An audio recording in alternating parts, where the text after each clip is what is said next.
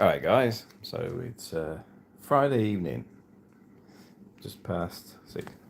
I've got to watch, come an hour ahead, so it's 5:48 in the UK, 6:49 where I am. See, so the minute changed literally as I was talking.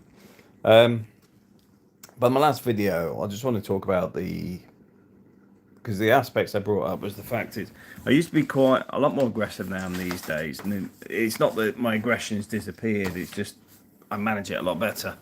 Um, I've got to admit, I look at the way the world is today, and I do wonder how some of the younger people put up with the crap that's around them. Because I wouldn't have been so accepting of this weird environment we're in. Because for me, it's a bit like people were talking about, oh, men should be in touch with their feelings, emotions. So, don't agree with it. My whole perception of that is it's been pushed in from a feminine perspective. It's it's like somebody saying to me, well, it come up recently because somebody was asking me about something else. I'm not going to say who or why, but one of the things that was said to because he wasn't happy in his workplace is that he took it through a grievance process and he'd gone above that person's level in the business that was the problem. Um, and then there was the discussion around his workplace and why he didn't raise the issues earlier. And his response from this director was, "Oh, such and such has an open door policy." The joke being is when this guy mentioned it to afterwards because he was asking for me to confirm something because something was said that it's something I hadn't said, but it was sort of used on the defence of the company side, which was incorrect. They shouldn't have done it. Afternoon, Stephen. The week's gone well. Um, so he'd rang me just to say, Matt, is this true? Did you say it? I was like, A, nobody's approached me about this. B, I know nothing about what you're talking about. And C, I didn't even know you'd raised a grievance. But he then brought up the fact that he said, oh, this guy's got an open door policy. He was really shocked that you were, this guy put, the person I was talking to put the complaint in. I said to him, well, to be fair, if somebody had said that to me, I'd also say Stalin and Hitler had an open door policy. Doesn't mean you want to go through it. It's like if you know there is no point discussing something with somebody, why do you think that's the response? Oh yeah, you could go and talk to him so he could sack you and know what your thoughts are, so he could get rid of you before you can actually get your position correct on how to deal with the person. Yeah, fantastic. So for me, going back to what I was saying, I mean, I get some of the stuff today where I look at some of the kids out there, and I do wonder how they put up with it. Because let's face it, we're being fleeced financially. If you look at the cost of the house, when I was a kid, it was 3 times your salary to buy a house. It's currently 11 times your salary to buy a house. That's just horrendous. I mean, I've got this house, and yes, I'm paying it off quite quick, but I'm doing a lot of sacrificing to pay for it, and I do earn a lot more than a lot of people out there. So, I, it bothers me. It bothers me. I don't know how a lot of these people can be so resilient while in the adverse reality of continued abuse from people. We're abused by the government financially. They're robbing us blind. As a guy, you're supposed to be woke and everything else and accepting of things that aren't A, created by you, B, often people don't even know about them. I mean, I was listening to some of the people didn't even know what D-Day was about, which is a bit of a shock horror. Um, I come from a family that's got a military history. To have people that don't even understand what happened around D-Day, what the sacrifices were, no wonder we're in the state we're in. I tie a lot of this to the way things went in the late 60s when they started watering everything down. Everything was the anti-monarchy, everything's down this feminist route, etc., etc. Dissecting and dismantling everything that was about, well, being British. I mean, you used to have the assemblies in the morning where you'd have to pledge allegiance to the flag type thing. You know, you'd have your prayer mornings, you'd have your priest coming in every Wednesday, all that sort of stuff. That was part of the culture. Now, don't get me wrong, a lot of it was boring, but it was structure. There was a lot of things like you connected with being identified as British. You know, a lot of flag connections.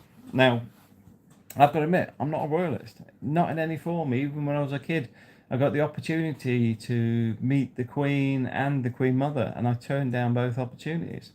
I'm not here for the monarchy. I am here though as somebody that recognises the country's changing. I am here as recognising where it's going is not healthy. I am here as somebody that recognises the youth of today are being fractured and dismantled in such a negative way, because it's all let's run people down. It's not build people up.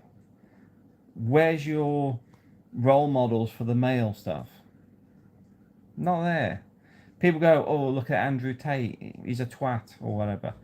No, the guy has a very specific viewpoint, and I get where he's coming from. He's filtered the nonsense out and just focused on the money. Now, what he does is very simple, and it does work. It's the same as I've done it myself, and it's where my mind is currently looking at the moment. This is why my focus is going more on health and more on health at the minute, because I need to get back into that zone of where because I find as my testosterone and that goes up, I find that I'm a lot more focused on moving things forward. But the point being is, what he was doing was actually what, you know, they focus on, this with women, this and that. The guy's married, he's got a long-term partner and all this stuff, but they don't want to focus on that. They want to focus on whatever they can create as a problem. It's like Farage. Focus on, let's make a problem. Trump, let's focus on making a problem. But let's face it, Trump was a far better president than Obama. If you look at things about deportations and Guantanamo Bay, which is still open, the number of bombings and stuff, Obama was far worse than Trump, but is hailed as some sort of angel because the media can tint it that way. So one of the key things I want to say, guys, is anything that's in front of you, don't trust it.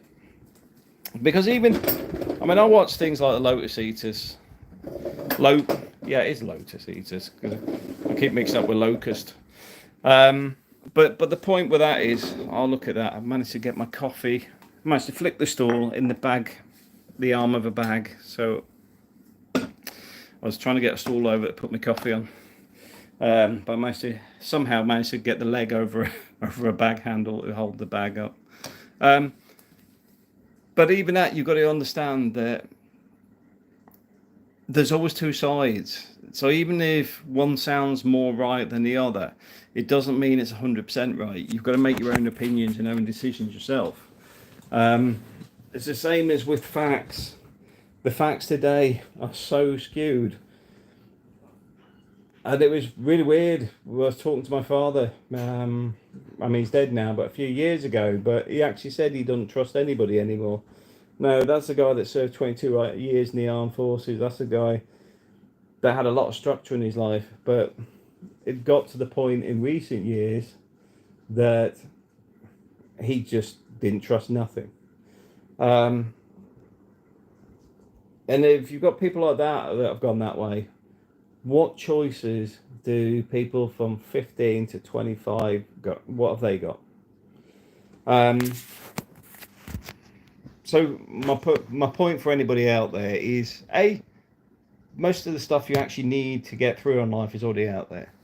B, don't get wound up on what they're trying to do. Because, for example, they're trying to blame, say, the boomers for the problems with the houses going from 3 years to 11 years. They're trying to blame the boomers for all your problems. Now, I'm not a boomer, and I will not say it's the boomers that have done it. Because let's face it, who controls the economy? Do you think I control the economy? No. The governments do. The same governments that have fleeced us all. The same governments, if the housing crash had happened in 2008, do you think the cost of a house in the UK would currently be at the same value it is today? I don't think so. You'd have a resettlement where you have this natural drop down in the values, because once a crash occurs, it's got to find a new level where people will buy in. At the moment, it's probably one of the worst investments you can make in your life because it locks you in. Because I'll be perfectly blunt with you. The easiest way to generate wealth for me is put in an investment fund. Siphon it away. Why is that? Because at some point I could cash it out and just disappear with it. It's not for other people to control. King Dale Clark. Hey, how you doing? I Paul's well. Yeah, thanks. I'm in Spain, so I've had a bit of sunshine here. So it's all good. Yeah, so control your finances. Control your aspects of your life. And this gets back to where I was saying about work.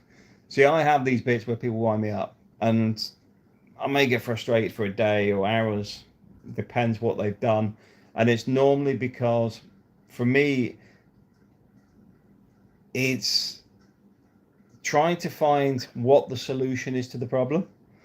So let's just say somebody's using all my work as their own work. Now, I could be completely passive and just go, well, I'm a subservient dog, I've just got to put up with that. Or I've got to find ways that makes it far more difficult to plagiarize it, like give stuff away on LinkedIn and other people see in LinkedIn and know it's not the other person's work. There's other ways of dealing with it. That was just an example, but sometimes you got to do it in a passive way, but without too much confrontation, because the easiest solution for me is to walk away. I can get a job elsewhere, but at the moment I've got enough work on for at least another few months. I mean, I've got a full-time job. What I mean is I've got enough work on spreadsheets to actually be in Spain for another few months before having to fly back. So do I want to disrupt that status quo that suits me? Not really. Kingsdale Clark, good. You've been watching the football. Not a fan myself, but I watched the Euros and World Cup. April likes the football, so we were watching the Spanish game yesterday, where was it, Spain and Italy. I've got to admit, that's probably going to be the most dullest match in the entire league. It was just boring, wasn't it? Yeah. April's in the background. Yes, exactly. Yeah, because she likes the football, but it was a very dull match. Kid. Okay. I'm on a live From stream, so yeah. what's that? Now Kit get a football from the Spanish national team signed for Okay. her son. Yeah, so one of April's friends was at the football match yesterday, the Spanish game, and her son managed to get a signed football from the entire Spanish team. So that's good going. Yeah. Highlights. Fair enough. Not a huge fan of football, preferably boxing myself. On the same, I like boxing. I've got to admit, that Tyson fight that's coming up, I do hope Tyson absolutely hammers that guy, because he's such a twat. He deserves a beating. He deserves his ego dropping down. So I am looking forward to that Tyson fight, because, I mean, Tyson's a little bit older than me, but he's a lot fitter than I am. I wouldn't get in the ring with him. And his mindset's there, because I think he's got a similar mindset I have, which is once you get into that zone, there's no coming back. You just go on there, and it's just, you just go for it. There's no retention. There's nothing to stop you taking it full on. And I think that's where he is. Yeah, Jake Paul. Yeah, Jake Paul, he's a right prat, but I have to say, for a YouTuber, I think he's all right. He's took his money, let's face it. I mean, that's what he's in for, but at the same time, if Tyson fights properly and not just make it a what do you call it, exhibition match, I could see Jake Paul taking a beating. But yeah, I'm not a fan of the guy. But the ego stuff doesn't bother me. I'm not a fan of that. I don't like the old showboating stuff. I like people that bit of etiquette in there. Stephen Burr, Tyson will whip him a new one. Still an animal, that man. Yeah, well, somebody keeps a tiger as their pet. He's obviously got something going with him. But these are the sort of things you've got to switch on to as well. It's actually having stuff outside of work and your frustrations to focus on. I mean, sports like your football and everything, it's the coliseums of today, where it's to entertain the masses. But at the same time, with so much crap going on, it's a good thing to actually be able to switch off and actually do stuff that's constructive, because you can actually go to the pub and enjoy it. I've got to admit, online gaming, it's a different realm. It's all right gaming now and again, but I think too many people are shutting themselves away and it should be a bit more of an effort to actually put themselves out there. King Dale Clark, I think you're right. If it's not an exhibition, if they can go for a knockout, even with Tyson's age, I think he still had that magic. He has the fitness and the mindset. He has, and the punch. He's got a punch that'll tickle the rib cage and the eyeballs. He's good. Yeah, I mean, what I like about Tyson is when you watch him, where he's with Joe Rogan, and he's just that weed smoking, chilled out guy, and then he switched to gym mode and fight mode, and it's like a switch had just gone. He's gone from easy going, nothing bothers me, to full on high tension, ready to get in the ring. It's a great way. It's a great way to be, because obviously it's probably what made him great in his day. But even now, I wouldn't say he's that far behind.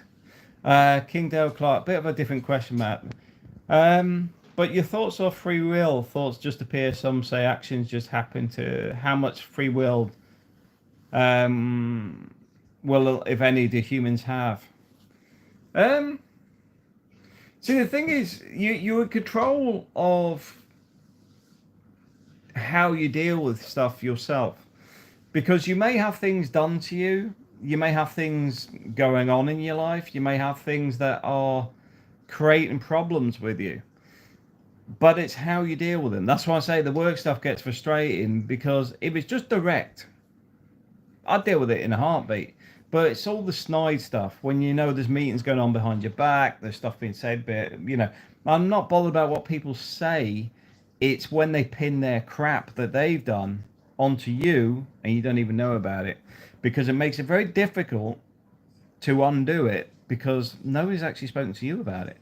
You're just getting thrown under the bus, and it's at different levels in the business. So you're just suddenly a twat in the business, and you don't even know what they're talking about because they didn't even speak to you. And then later on, you may get a glimmer of something somebody says about, oh, you did this, and you go, no, I didn't. And I get a lot of that, and that's the bit that gripes me, to be fair, because I'm straight. I quite happily say it to people's face. I'll quite happily go out in the car park and knock it out with somebody. I don't like all this backstabbing. I'm going to say female stuff. I don't think that's a guy trait. Not really. I can't honestly say of any guys that I know that are like that. I've only seen it in females in management, in cleaners, female cleaners. Because it's unprofessional, because it has a negative effect in the business. yeah, so you've got to look at how everything's affecting you, and then you make your decision. That's where your free will comes from. Is how you deal with everything. The poor information that comes in. I'll just say to Matteo Disasio, you'll have to actually tell me your name sometime, so I've actually get it correct. Greetings from Vancouver, Canada. Good to see you again. But the whole free will piece is about the control. Things are trying to control you, and it's how you push it back is the important bit. It's a bit like when I took the house on in Spain, I knew that was binding me to the corporate world. It's I took a few hits on it because thanks to COVID, it made things a lot worse because I couldn't get home. Although I could focus on bills being paid, etc., it wasn't a good place to be. I'm now coming out the other side of it because we're about 25% of the mortgage left. Once the mortgage is paid, I could quit work tomorrow and not worry about it because I can find work online or do whatever I like. But now we're talking about the farm aspects and getting a farm. It opens another kettle of fish of what we want to do next. King Dale Clark, thanks for answering, Matt. About sorting it out on the car park, that's not my style. I try to avoid confrontation as much as possible, but fair play, that's how you deal with these twerps. Now, the point with me is I try and keep it professional. The fact is, if they wanted to go there, I've got no issue with it. I mean, I used to work a long time ago with tarmac, literally on the roads doing the tarmacking, and slogging it out. It's not a problem. It's just part of the environment. I mean, the guys I was working with, something. I remember I was sat in the car. It was quite cold, so we got something from a burger van, and we're just sat in the car at lunchtime. Some of the other guys had come down in a transit van. There's something that happened between them and the guys on the burger van. They went away, then they come down with about probably 15 guys from the back of from our road gangs, and they tipped the burger van down the embankment with the people still in it. You can't just deal with words in certain environments. And I used to do carpentry as well, and the environment there on the sites back then could be quite not aggressive, just people are rough around the edges. But at the same time, if you're not creating the issue, you haven't got the issue, because most people respect other tradespeople. But at the same time, when people push the wrong buttons, they didn't mess around. But the whole point is, a lot of these people are what they call. There's two sort of terms coming up more often lately, and I see a lot of this online. It's funny, in certain groups in LinkedIn, you see these common terms coming up. Things like accidental manager, which is the polite version. The other version is mediocre manager. And the stats I was reading yesterday, it was like 87% of management today are accidental or mediocre managers, which are exactly the same thing. Because they don't have the understandings, capabilities of good management skills. And they're not trained. The businesses don't train them, because a lot of the businesses don't recognize these skills are missing. Because funny enough, the person you're speaking to has also got those skills missing. And how that happens, I remember being at a very, very large maintenance company. And I was there to deal with specifics on buildings. And I had 30 contracts, big contracts. Each contract's probably £3 million each for maintenance. Each one's got, like, say, 20 maintenance staff, a help desk, managers, janitors, cleaners, everything. You know, it's a whole shebang. And I'm going into meetings wanting their projections on their spends for next year, plus what's wrong with their buildings, what's the issues. And they're asking me how to do their accounts because they haven't done them for 2 years, because nobody's shown them how to do it, because nobody knows how to do it. And the person you're speaking to, who's now a regional manager, was less than 2 years ago an engineer. or a caretaker or a supervisor. They've had no training at all. So they've been pushed into roles, and the people above them have done exactly the same, because it was predominantly around the way they changed the accounting system. The accounts team sat in Cardiff, didn't train anybody up. So you then upset all your contracts and everybody else because you couldn't pay them, because none of the people that actually managed the contracts could actually use the system, and they ignored all the problems. So you start losing the competent people, and as they leave, you start trying to do a hire, but you can't hire people because once the word's out that your company's terrible, people don't want to work there. It's like me, the amount of people I know in the industry, it's in the thousands. So if somebody sees it on my CV that I know, they'll ask me, what's that company like? And if you say, don't go there, they won't. So what do? You hire within. But at the same time, they don't introduce the right training to actually enhance everybody as they're coming up, because the gaps are so big and the problems are so severe that everything's just stopgapping, and it never fixes it. They don't do it, but they just end up with a lot of mediocre managers. And I don't, well, I blame the narcissistic ones because their personalities, their bloody problem. But the ones that are trying to do the best they can do, I don't blame them in any capacity, because they got an opportunity to take it. They tried to take it. They're struggling at what they're doing. And then when I turn up and go, right, where's your projections? They go, I don't even know how to do it. Can you show us how to do my accounts? How do I pay an invoice? How do I raise a job? How do I do this? And it becomes like you're supposed to be there for a couple of hours. Yeah, you're there for a week. And you think, but that's one of my 30 contracts. And by the time I come back to that same contract, that person's probably already left. And these are the problems in the UK. And I don't know if the US and other places have the same problem, but mediocre managers, this is a major problem. And I think that's why a lot of people didn't go back to work after COVID. I think a lot of people during the COVID period, which gets back to free will and making your own choices, realised how crap their work life was, because you suddenly encapsulated in your house. You've got time that you don't normally have, so you can rethink, reassess, reevaluate everything you've got, and then just thought, company's crap. You know what? Do I really need to be working 40 hours a week because I pay so much tax? Am I better off working less than paying less tax? Because I'll still be exactly the same financial position, but I get half my week to myself to do stuff. And I think that's been a key driver for a lot of people. This is why a lot of people didn't go back, and now they start this. You must go back. They started that. People didn't really listen to it, and now it's like the hybrid piece, and it's all, they don't know how to deal with the current situation with people. It's confused all the industries because they've missed the point of understanding people, because previously a lot of it was bully, and now people are going, yeah, I don't really want the job anyway.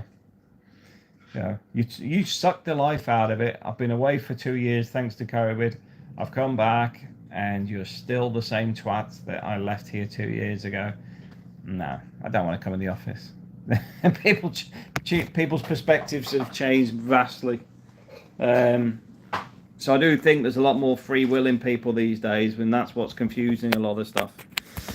I mean, the other piece on that, I'm not going to talk about the woke and that too much today. But the way that political shift has happened in Europe now, where they keep saying the EU's gone far right and all this, it hasn't gone far right. It's gone more back to the middle.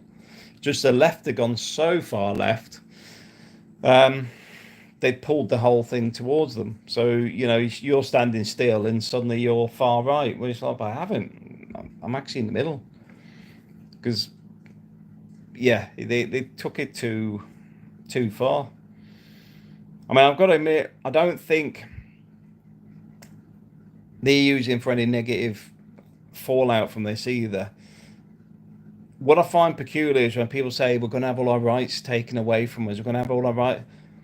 It's not that that's the issue. This is the weird thing. This whole they them thing is a prime example of it doesn't make sense.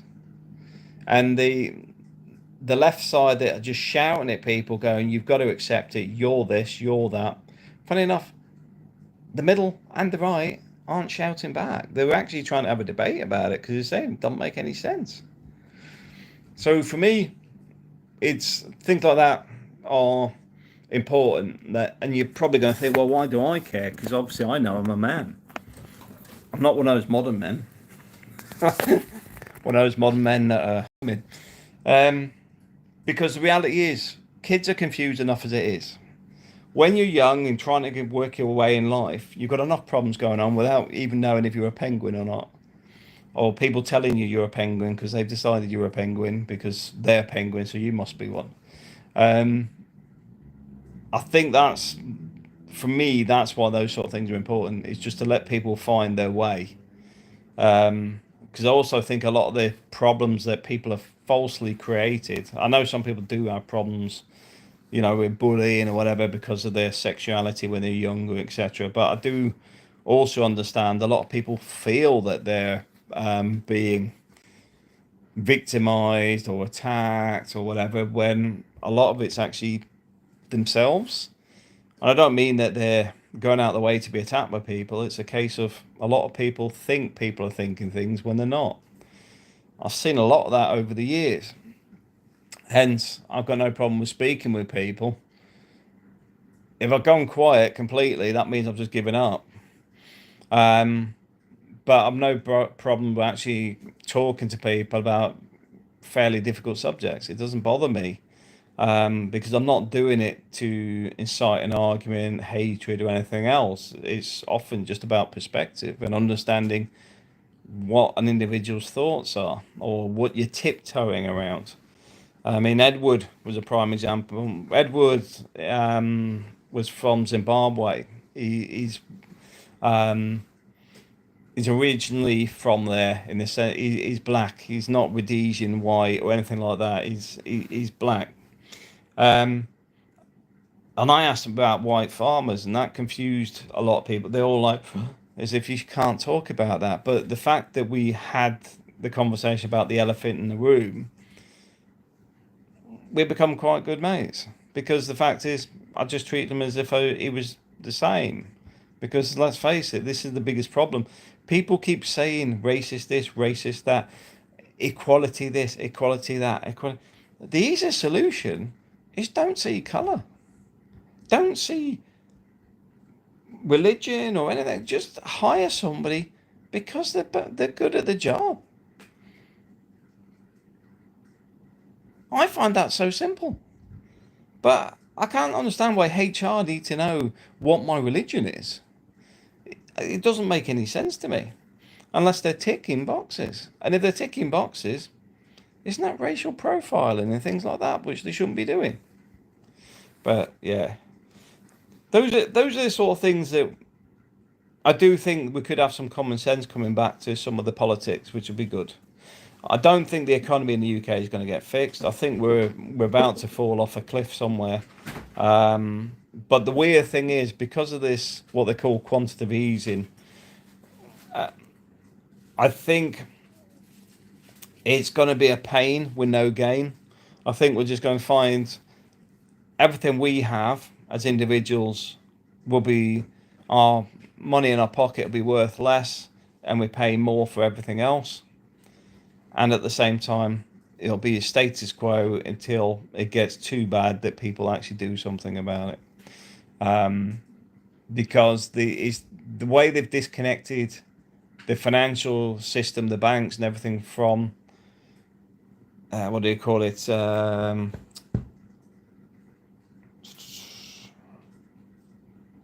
Tangible assets. Real things. You know, like when you used to have the treasury where you'd have a stack of silver, a stack of gold, a stack of this. Now it's just a number on the screen. It means that the valuation of the money is no longer relevant because they're just making it up. You go, well, that can't be true. Do your own research on it. I'm not going to go into it in too much detail because it is a fairly complex piece. But the reality is that disconnection from tangible assets is a major, major problem that will affect the average person significantly and the rich very little. Because let's face it, if you already own half of London, you still own half of London. If you're working for £500 a week and that £500 a week is worth £400 a week next year, you're affected. They're not. They just increase the cost of the land. So yeah, it's the way of the world at the minute. Unfortunately, it's not a good place. But this gets back to some of the stuff I want to talk about with Spain, because here you can buy some farms quite cheap. I mean, I can still find towns you can buy, well, not a town, a village, say a village with about 12, 16 houses. You can still find some at about 100,000 euros upwards. Don't get me wrong, it won't be right next to the airport. It won't be state-of-the-art services, etc. But if you started building a community where, like, things like Starlink, if your community is developed enough, you can use Starlink, you know, at a reasonable cost across the community there. Electric, you can pretty much do solar-wise. Water will definitely be there already. The reality is, if you got, say, across 16 houses, everybody bought a piece themselves, and part of that purchase was, I don't know, instead of it being 100 grand across the 16 houses, everybody pays, I don't know, 20, 30,000 per house, and the remainder goes into a fund for that community, for those houses. So the whole point on that community is the development of that area. I think that would actually be beneficial. So the fund becomes the development fund for that area. So you're not looking for government money. You've already got the money, but you only can spend the interest off that money every year. So, but it does mean that, say you bought a house for 30,000 euros there, which would have been about 8,000. All that other money is sat in an investment fund that's growing annually. If you have enough population in that small village, you could become the mayor. You can control the autonomy in that location. And Spain's still set up that way. I mean, it's a bit like we're looking at an extension on the house at the minute. And one of the builders that come round, he was saying, you're wasting your time here because this is this area. They will not allow you to do it. But even here, the other end of our town, which is quite a small location, it's I don't even know how many streets it is. It's not far. Like, I could probably walk to the other end in about 5-10 minutes. Well, half of that is in the next town. So that's under a different bureaucracy. But the point being is, financially, there is always opportunities. The way things have gone global now, there is more opportunities. A lot of people are drumming up the AI, but AI at the moment, I see it as more as machine learning, because it doesn't seem to be developing like I would expect an AI to be evolving. It does seem to be still on that learning process. But within 3 years, I could see that jumping, and people say, well, all these jobs are going to blah, blah, blah. Right, so all your factory jobs are pretty much disappearing. All your computer program jobs disappearing. What are we left with? Well, funny enough, there's an article I was reading earlier. There's 900,000 vacancies and shortfalls in the construction industry at the moment. There are jobs still there. But in the same sense, there will always be a demand for something online. Call centers have not disappeared. I hate talking to an automated system, and I do like talking to somebody that actually operates on a real help desk, because they can actually answer something that isn't in their system. You know, one of those ones where you get in a loop. My wife will tell you about 3 when I do my top up for my mobile. Sometimes it takes me an hour, because I don't know if their system gets overloaded, but it just goes round in a circle. And, you know, even when I show my wife, you do that, and then it takes you back to the first menu. You do it all over again. and eventually it goes through. But I haven't actually done anything different.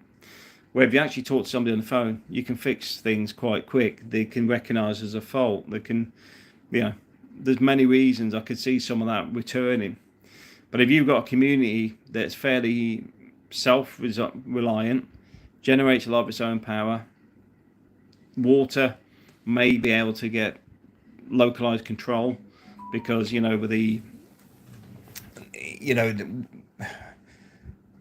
taking it from the river and its own filtration system, having things like septic tanks or whatever, being a bit more off grid, I think there's still opportunities to have more control.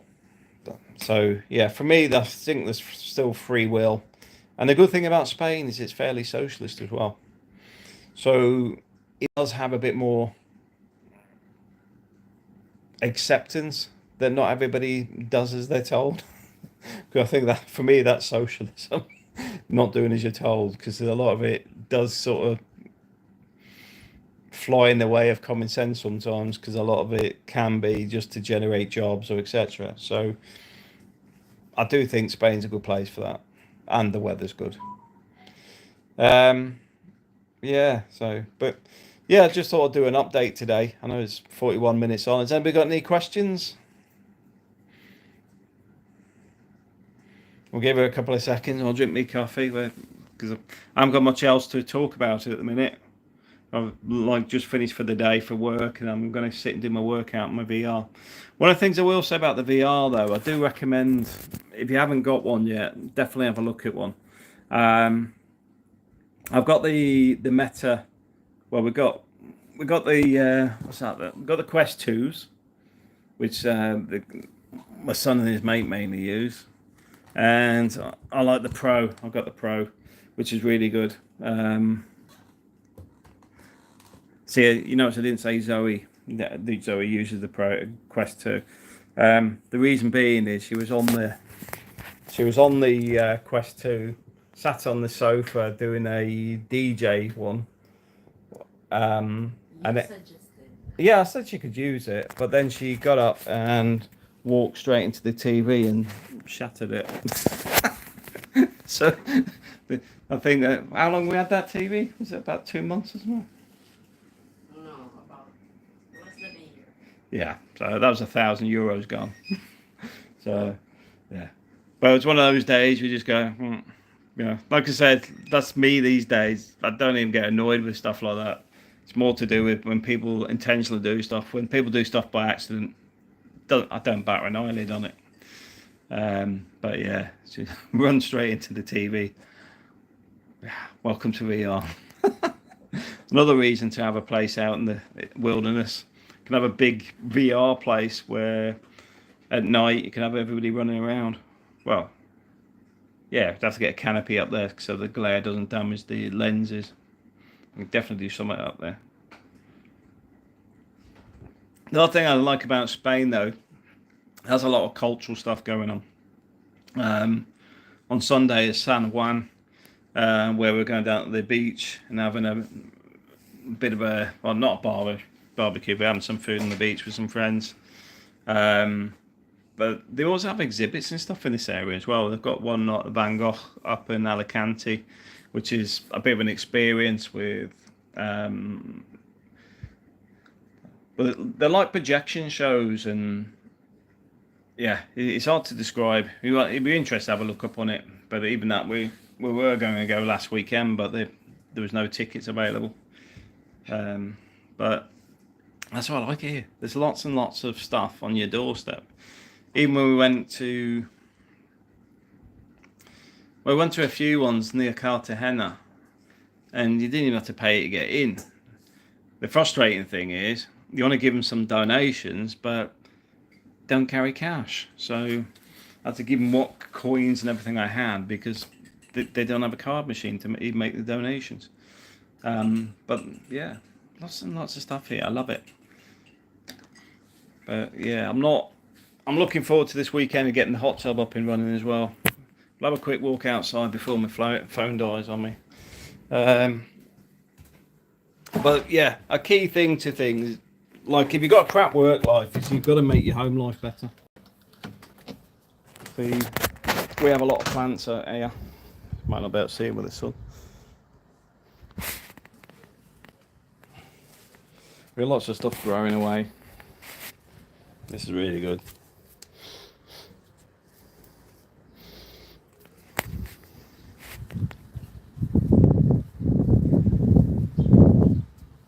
We're just getting the hot tub ready, so I'll probably get this together and I'll spend the weekend fixing the pump, because the pump's not been running for a year. So that may be the challenge, is getting the pump running.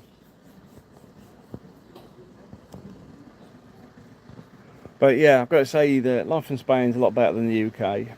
I find there's a lot more positive stuff going on, just generally. Even media-wise, it's a bit more positive. But yeah, the only thing I can advise, guys, is just keep going, keep plodding on, and don't let the things grind you down. Take it easy. Speak soon. I'll call it a day now, because just about to run out of video. Run out of battery. Take care.